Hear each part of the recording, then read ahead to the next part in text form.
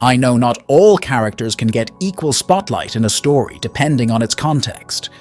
But if a character has great potential, good design, and an intriguing background, yet isn't explored much, we as readers feel disappointed. It's hard to explain, but there's a sense of dissatisfaction in the end.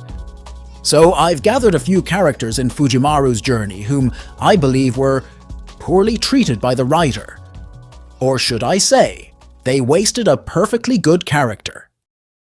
First up, the original caster in the Fate series, Medea.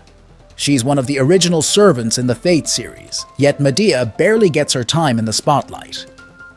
While others have enjoyed major roles in both the main storyline, such as the appearances of Artoria Alter in Fuyuki and Shinjuku, Cursed Arm Hassan in Camelot, Sasaki Kojiro in Shimosa, and Heracles in Okeanos.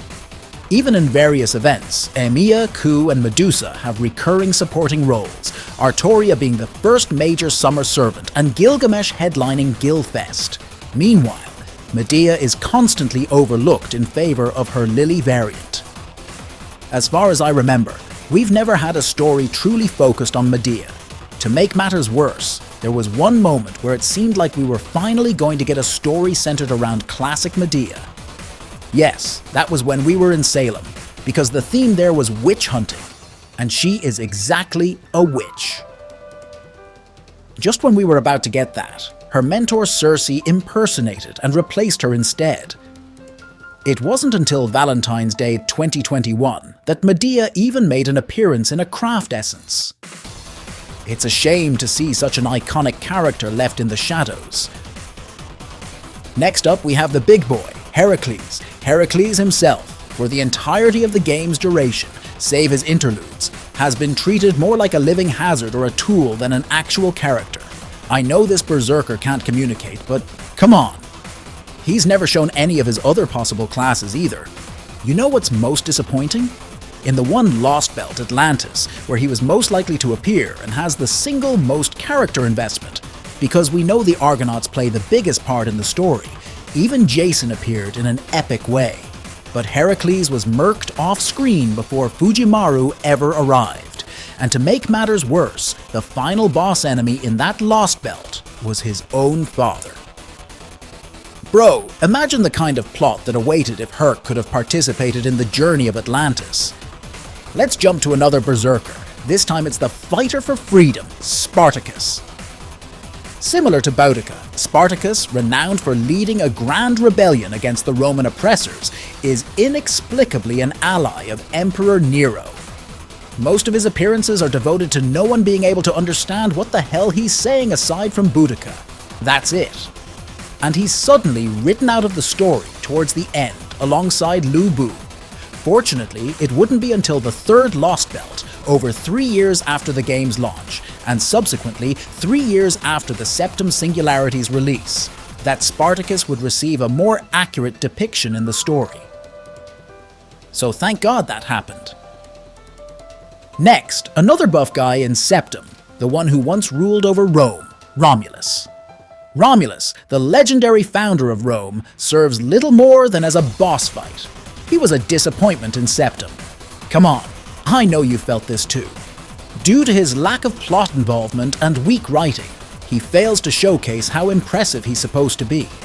I even heard a rumor that the staff at both Delightworks and Type Moon back then expressed disappointment at how he was handled in the story and gameplay. They've even wished they'd made him a 4-star servant to emphasize the importance he holds. But it's not just Romulus in his usual form. Even his reappearance as the Grand Lancer suffers from this, as he's summoned as a person who joins an ensemble right before the grand finale of Olympus Lostbelt, in the middle of the battle against Zeus. This means he gets little time to show off his abilities before running out of energy, helping Chaldea with Zeus and Chaos. It's a shame, guys, really. After discussing one of the rulers of Rome, let's turn to one of the rulers of Israel, David. His son, Solomon, is one of the main enemies in FGO. But his father David has no more prominent role than most other servants. Even in the final Singularity, where he specifically says he's going to fight hard because he feels responsibility for everything going on, he still doesn't actually ever confront the last boss. In the movie, we're only shown his brief presence escorting Fujimaru to confront Gotia without any voice from him. At least in the Okeanos manga, we see his actions and his slightly unique interactions with Dr. Roman. Well, his interlude goes into it a little, but David basically disappears from the story afterward. We never hear from him again after that. From buff folks, let's switch to this mommy figure, Artoria Lancer Alter. London is a bit infamous for its poor use of Artoria Lancer Alter, who essentially appears as a final boss without any relevance to the story. Her actual lore portrays her as an intriguing anti-hero who embodies a realist king who acts somewhat cruel but not evil. Not to mention an early bird cameo for the villain of Camelot, who is depicted as the more malevolent of the two. And Mordred is a major character in the London arc, meaning the two by all rights should have a ton of time to interact and a ton of interesting ways to conflict. And they don't. In fact, Artoria is in a blind rage for her entire brief appearance and says nothing at all, despite the chapter having many extraneous characters she could have taken the place of. Another captivating lady whose potential remains untapped is Nezha. Many fans believe Nezha is vastly underutilized. Despite being introduced after the game's launch, she lacks a proper introduction and receives minimal attention in the main storyline. I even found myself questioning if I had skipped a chapter because of Nezha's first appearance, or should I say her introduction went unnoticed. To make matters worse, her premature demise in Lostbelt 4 has effectively barred her from any future appearances in the main storyline, as per the regulations outlined in the 40th anniversary Famitsu interview. It's like adding salt to the wound, leaving fans disappointed and longing for more of Nezha's potential to be explored. Not only servants, but this time we have a master.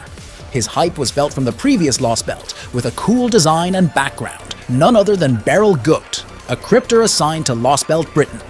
Despite being built up as an antagonist for the 6th Lostbelt, Beryl doesn't quite live up to expectations compared to other crypters, thanks to his servant Morgan, who tricks him and changes the Lostbelt according to her wishes. Morgan's actions hold great significance, turning Beryl into just one of the many side antagonists throughout the story. Of course, his fate is met with retribution for the cruelty he inflicted in Lostbelt Britain, and in my opinion, his conclusion with Pepe is quite satisfying. However, considering the grand adventure in Lostbelt 6, Beryl's involvement pales in comparison.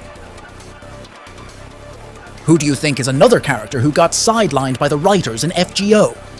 Hit subscribe, or Mommy Artoria Alter will sneak into your house to raid your fridge.